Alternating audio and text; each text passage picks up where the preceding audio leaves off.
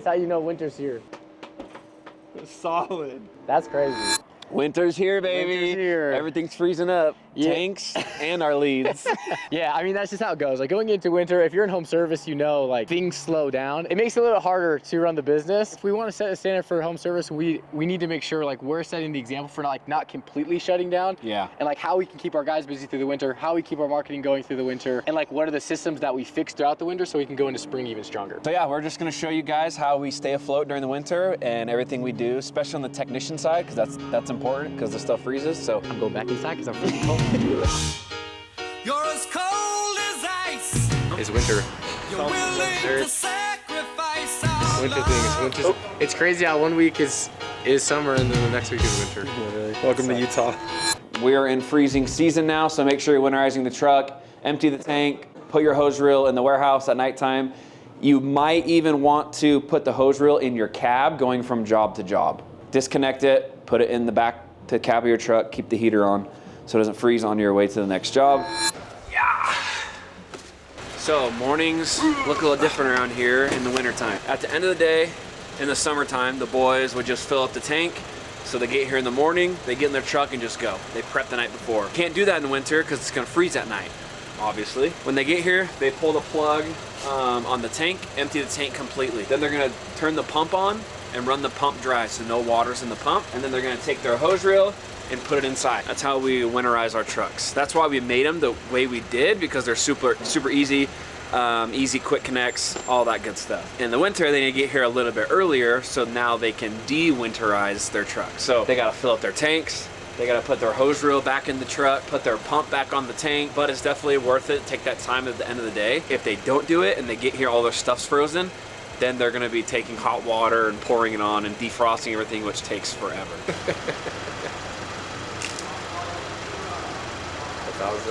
Definitely worth the extra time to winterize your truck at the end of the day, and then you'll be fine. This week, we're gonna go over accountability. So last week we went over uniforms, right? I mean, it's pretty simple. We try to make it as simple as possible. You guys are gonna have questions. Same thing as last week, right? Rules control your behavior, standards express your character. As I said last week, we're gonna really get to know Nick Saban and his teachings that he had when he was a coach. Mediocre people don't like high achievers, and high achievers don't like mediocre people. So if everybody doesn't buy into the same principles and values of the organization and the same high standard, you're never going to be successful. Just like our spring practice right now. You know what my goal of spring practice is? Get the right guys on the bus, get them in the right seats, and get the wrong guys off the bus. Because you can never have any team chemistry in your organization if everybody's not committed to the same standard and the same things. What type of person you want to be? You want to be a person that they're trying to get off the bus, or do you want to be a person that is going to stay on the bus? Nick Saban's a dog. Again, you guys will learn a lot more about him. Why accountability matters, builds trust in the team, ensures consistent results for you and the clients, which I think is a big one, keeps everyone operating at the same high standard. Accountability isn't about control, it's about keeping our team strong, successful, and it's about holding the standard. Something that's really interesting with accountability is I think when other people are holding you accountable, it only works for so long until you have to just hold yourself accountable. And so I think this is a big thing with holding people accountable. Is Ian's job and my job will be hold the line. But the thing is, we can only do that for so long with you guys until it's either you're gonna be bought in and you're gonna wanna live the thing for yourself, or you're gonna get pissed off at me in the end. But in the end, I want you guys to start living it for you, because if you guys live it for me and Ian, you guys don't really care. It's just gonna we're gonna annoy you guys when we hold you guys accountable.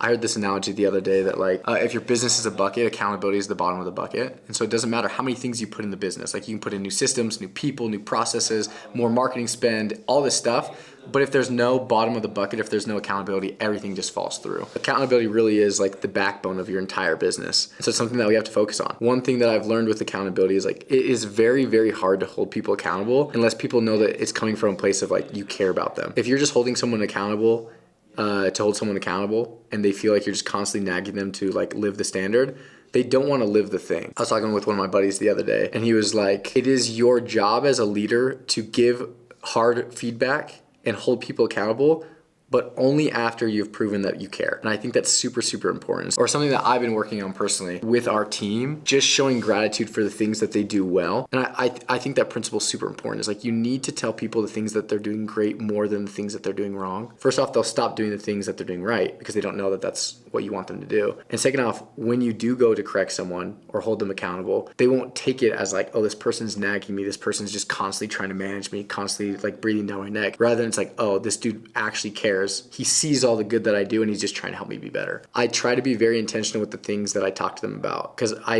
have limited time. I only see the guys in the mornings when they come back randomly or in the meetings. One thing that I'm working on as a leader is like communicating very well with Ian and knowing specific things that the guys are good at. So like we had a technician that it was his first week this week. He upsold 45% of his jobs, which is insane. He had $1,000 on his schedule every single day and he sold $450 per day upsells, which is insane. And he got 7 reviews in 4 days. I wasn't able to see him, so I wrote him a sticky note and put it on his dash in his car, and I was just like, hey dude, you crushed it in your first week. Like, I appreciate you being on the team, and if you ever need anything, let me know. And then like wrote Gat. Yeah, he didn't see me. Yeah, I'm not his direct report, but he knows that we're talking about the stuff that he's doing well, and like we care, which is really cool. And it's been making a really big impact in the team so far. I mean, it's only been like a week or two since I've been implementing this, but hopefully over time, like we can build so much goodwill and so much trust and show the guys that we care so much that when we do need to crack down on and hold them accountable on things that they're not doing right, they see that like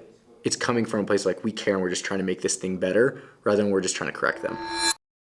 This is everything explained, and then these next slides will give you guys a visual, okay? So this explains the write-up system, all right? So if a standard is broken, it will result in a write-up. Write-ups will come from me after we'll have a discussion. 2 write-ups in a month period equals a performance pay. You get $18 an hour for the next 2 weeks. If issues are fixed during that performance pay, you'll go back to commission. If 3 total write-up occurs within the next month, you'll be flagged for termination, and that'll be more of a big discussion that we'll have between our leadership and our meetings.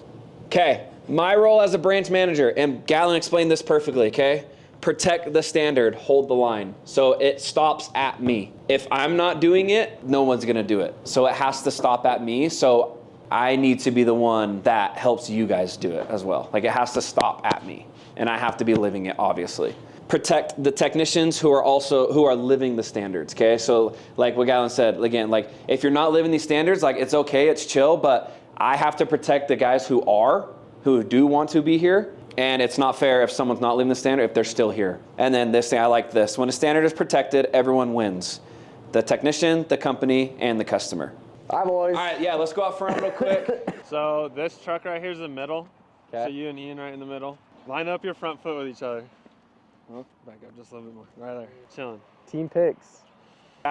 Yeah, just be in the middle right here. Yeah. These are my boys. Yeah.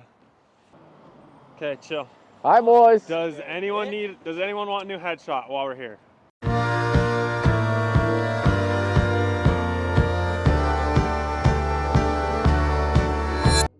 Well, I was zooming, like if you were the only one talking, I would zoom in on you. If I was talking, I'd zoom in on you. Yeah, but it's Ian.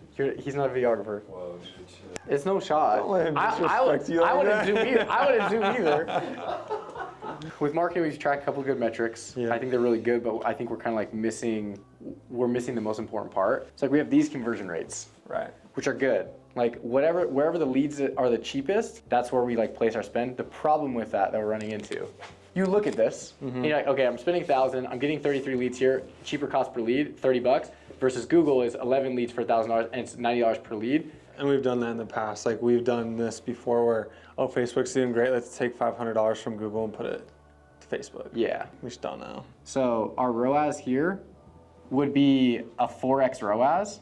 Is like if this were true, Right. the ROAS here would be 10x. Yeah. Now these aren't our actual numbers for conversions, but like this is why we have to figure out. This is what we don't know. Yeah, exactly. We have no idea. So, well, we need to start tracking revenue. We'll call lead source because that's what it's in. And In House Call Pro, it's lead source. Yeah. So, and then we also need to know conversion percentage per lead source. Yeah. Yeah, like with our Vegas branch right now, we're like, last week we sold 2,000 and we spent 1,300. But we don't know if we should lower Facebook or if we should lower Google. Right. Because we could cut Facebook completely, there's a possibility that we sell the same amount of revenue if all of our revenue is coming from Google. Right. But we just don't know. Right. Because like right now, if we were to try to pull a report, lead source, like we literally don't have it. So if we pull like estimate conversion by lead source, like if we were to pull this up, oh, this is conversion rate. Oh, you can pull conversion rate. Nice. We can pull conversion rate and revenue per lead source. That's nice. Yeah. So if we were to do one value, so it shows unassigned, there's $105,000 that's an unassigned lead source. Yeah. So there's $105,000 that we have no idea where they came from. Right. It's gonna be really hard to figure out Facebook or Google, but ideally we know like most of our ad spend is either from Google or Facebook. We can tag everyone that we have from the Facebook lead forms in House Call Pro, and then ideally we can take a percentage of this 105 and attribute it to Facebook, and then whatever the difference is, we can figure out that's what's from Google, or we can kind of assume that, and then we can go back and figure out how much have we spent on Google, how much have we spent on Facebook, and figure out which one is having the best ROAS. Right. What's Yeah. nice is like when we had Casey here, he was showing us like all of his lead reporting, and I got in contact with his guy, and his guy's going to be able to like make all of our channels go into House Call Pro like that, so our reports are going to be really clean. Heck yeah. Let's have Zuriel go through and figure out how much revenue we've generated from Facebook. Then I think we can make a decision for Vegas and figure out if we're actually where we're gonna place our ad spend. money. And then overall, I think the goal going into 2026, ROAS per channel or per source. Yep. 100%. Did you do a good job recording? Did you zoom it all? Simple. Come on now. Simple. Come on now. Good job, Ian. Just one more bit to cry. So most of our jobs are definitely residential. We do have some commercial jobs that we do. This is one of them. We do this one on a quarterly basis. $260 for the quarterly. So just here with Leo, smashing it out real quick. Make it look clean for him. And did you at all remember 24? Reason? Yeah, Your hand? non-existent. Cleaning in the winter, not the funnest thing in the world. Keeping the water from freezing isn't 100% preventable, but I think we've come up with a pretty good solution, and it's no secret.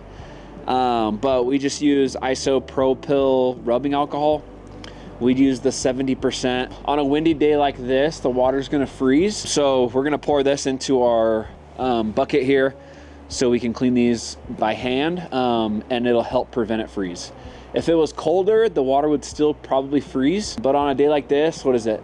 40 degrees today. Not too terribly cold, but the wind does make it colder. This helps it keep it from freezing. We also put this in our water-fed tanks too. We put a couple of bottles of these because it's obviously more water. But in the wintertime, we're just trying to do as much as we can by hand, because this is going to freeze faster through the hose and through the pole than it would by hand. And we don't want to leave the house if the water's frozen on the windows, because we don't know what it looks like when it's dry. So we're trying to clean as much as we can by hand. There are some houses where we absolutely have to use the water fed, and in those cases the water for the most part doesn't freeze. Winter's kind of just survival mode for the techs, and the main concern is water freezing. So uniforms are helping. It's definitely warm. I need gloves. My hands are flipping numb, but uniforms are helping. This is warm. I think this is warm. I need to wear thermals on my legs, but this is warm. It's not bad. Anything to say? I can't feel my hands. That's it. Me neither. Leo be leaving his stuff out. He just covers it. Yeah. Look at this. Pump working. Nice, Leo. See there? Easy. Look at Leo, bro. Try to kick it off. Gotta get the pressure washer. Yeah.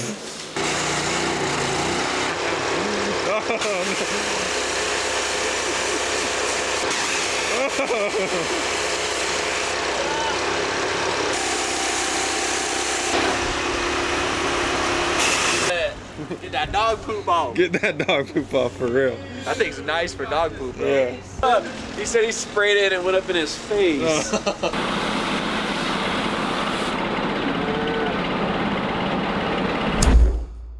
Gavin, my old business partner, actually gave me some really, really good advice. He's currently working, it's like a $50 million tech insurance company. And he was telling me what the CEO's role is now. And obviously we're not to this scale, but he said that the CEO's role is just vision and appreciation. Like basically he just goes around all day, every day, and he talks to people. He sees how they're doing, and he's talked to their manager so he knows what they did well. Literally says like, hey, this is what you did well this week. I'm super appreciative. This is exactly the type of person that we're looking for. And like, keep it up. We're happy to have you on the team. It's crazy, like the little conversations come from the CEO can have such a big impact, because people look at the CEO or the leader, their words matter. Like they're very, very important. And so as the leader of our company, like I want to be very intentional with the words that I say and the conversations that I have, because I do have limited time. So I need to spend that like showing the technicians that I care, and being appreciative of what they do. Because in reality, like, yeah, we have all the back end stuff, we have all the systems built out, but in reality, like if our technicians weren't here caring, doing a good job, taking care of our clients, like they're the front lines. If they weren't here, it wouldn't matter. Tons of moving parts. I mean, you guys have seen, like we're winterizing stuff. We're trying to figure out ads and how we're gonna be running that through the winter. But in reality, the biggest project that we have is rolling out these new standards with our guys and holding them accountable. And if we're able to maintain that through the winter and really make that a focus going into 2026, I think we're going to see a massive change in Mint. Like I think that is the thing that's going to take us to the next level, is just service quality.